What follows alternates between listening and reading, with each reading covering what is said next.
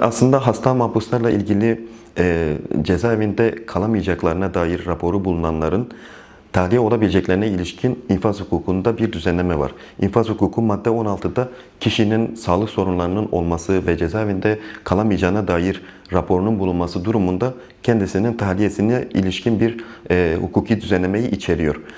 Ancak uygulamaya baktığımız zaman bu yasal düzenleme etkili bir biçimde işletilmiyor. Bunun da temel gerekçesi özellikle bu raporların uygulanması noktasında tahliyede Cumhuriyet savcılarına bir takdir yetkisi sağlanmış olması, verilmiş olması ve tek geçerli raporun Adli Tıp Kurumu tarafından verilen rapor olması sebebiyle uygulamada zorluklarla karşılaşılıyor. Bazen hasta mahpusun tam teşekküllü bir devlet hastanesinden ya da üniversite hastanesinden aldığı rapor olmasına rağmen ATK raporu zorunlu görüldüğü için tekrardan aynı muayene süreçlerine maruz bırakılması ve raporu bulunmasına rağmen ATK'nın cezaevinde kalabilir raporu vermesi durumuyla da karşı karşıya kalması söz konusu olabiliyor. Dolayısıyla evet infaz hukukunda bir düzenleme söz konusu. Kişilerin sağlık sorunlarının olması ve raporları doğrultusunda bunun tespit olunması halinde tahliye olabileceklerine ilişkin bir düzenleme her ne kadar var olsa da uygulamada karşılaşılan zorluklar bakımından birçok hasta mahpus tarafından bu infaz hukuku yasasının uygulanmadığını söyleyebiliyoruz. ATK raporları infaz ertelemesinin bakımından tek kıstas olarak ele alınıyor. Yani bir kişinin cezaevinden hasta bir mahpusun cezaevinden tahliye edilebilmesi için mutlak suretle ATK'dan bir rapor alınması ve ATK'nın bu kişinin cezaevinde kalamayacağına dair rapor bildirmesi gerekiyor. Ancak uygulamada sadece ATK tarafından rapor veriliyor olması eleştirilere tabi tutuluyor. Çünkü ATK'nın zaman zaman verdiği raporlar bakımından bağımsızlığın noktasında belli şüpheler uyandıran raporlar vermekte ATK.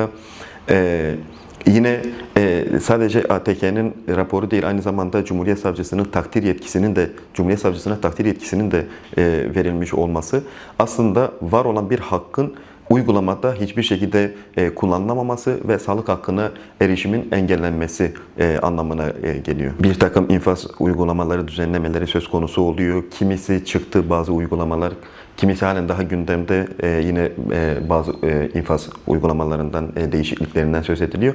Ancak şimdiye kadar yapılan infaz değişikliklerinin ciddi anlamda bir reform niteliği taşıdığını söylemek kesinlikle söz konusu değil.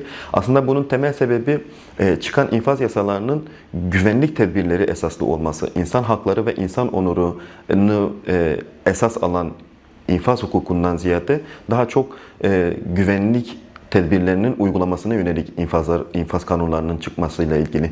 Yani aslında bu infaz hukuklarının, bu infaz yasalarının temelde bir sonuç verememesinin, yetersiz kalmasının temel gerekçesi kanunun amacından kaynaklı. Kanunun temelde koruması gereken değeri insan haklarının ve insan onuru olması gerekirken Türkiye'de çıkan infaz yasaları daha çok güvenlik tedbirlerini esas alıyor ve sadece cezanın çektirilmesine yönelik, cezanın infaz edilmesine yönelik uygulamalar oluyor. Bu sebeple de mevcut uygulamaların yeterli olduğunu söylemek mümkün değil. Ağır hasta mahpuslarının cezaevinde halen daha tutuluyor olması gerek ulusal gerek uluslararası sözleşmelere aykırı, gerek uluslararası mevzuatta hasta mahpusların tahliye edilebilecek kişiler olmasının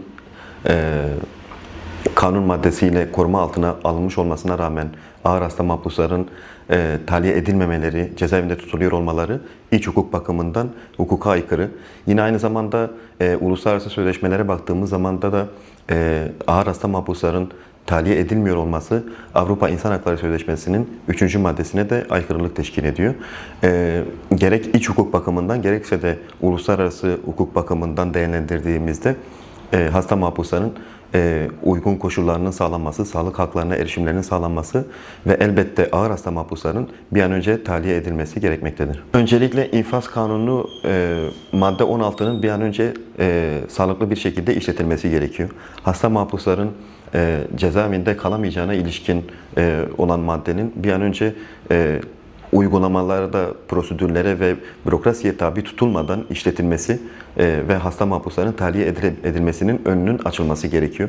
Elbette mevcut durumda infaz hukuku hasta mahpusların sorunlarına çözüm üretmiyor.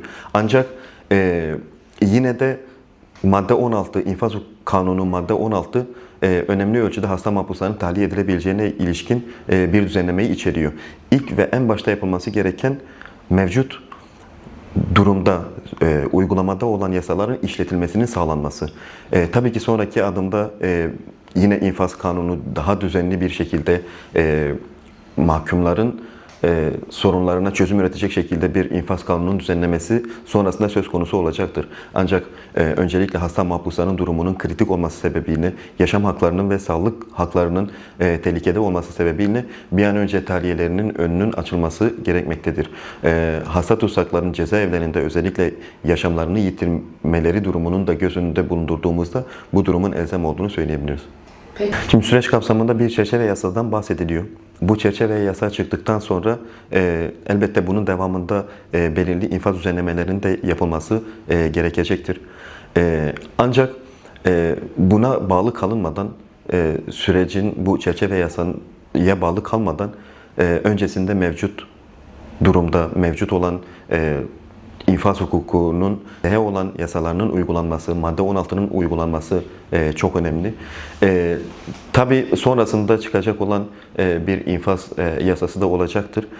Bu infaz yasasının öncelikle güvenlik tedbirlerini korumaktan ziyade daha çok insan haklarını ve insan onurunu koruması gereken bir yasa olması gerekiyor. Yani aslında reform niteliğinde bir infaz düzenlemesinin olması gerekmekte. Burada sadece yasal düzenleme değil, aynı zamanda uygulamanın değişmesi gerekiyor. Reform kavramını bu sebeple kullanıyorum. Çünkü baktığımızda aslında yasanın uygulanmadığı bir durumda mevcut halde olmasının çok bir geçerliliği de olmayabiliyor.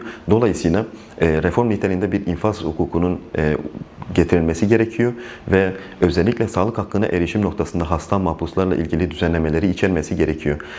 Yine Cumhuriyet savcılarının infaz erteleme noktasında takdir yetkisinin sahip olmasının önüne geçilmesi gerekiyor. Bu düzenlemenin kaldırılması gerekiyor. Aynı şekilde sadece ATK raporlarına bağlı bir infaz erteleme durumunun da önüne geçilmesi gerekiyor.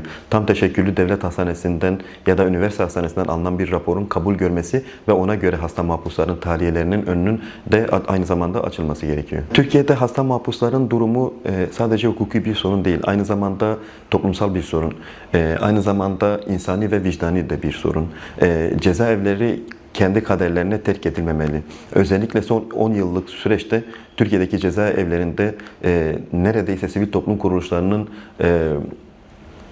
çalışma yürütmediği durumlarda neredeyse hiçbir devlet kurumları tarafından çalışma yürütülmüyor. Anayasa Mahkemesi devlette pozitif yükümlülükler de yüklemektedir.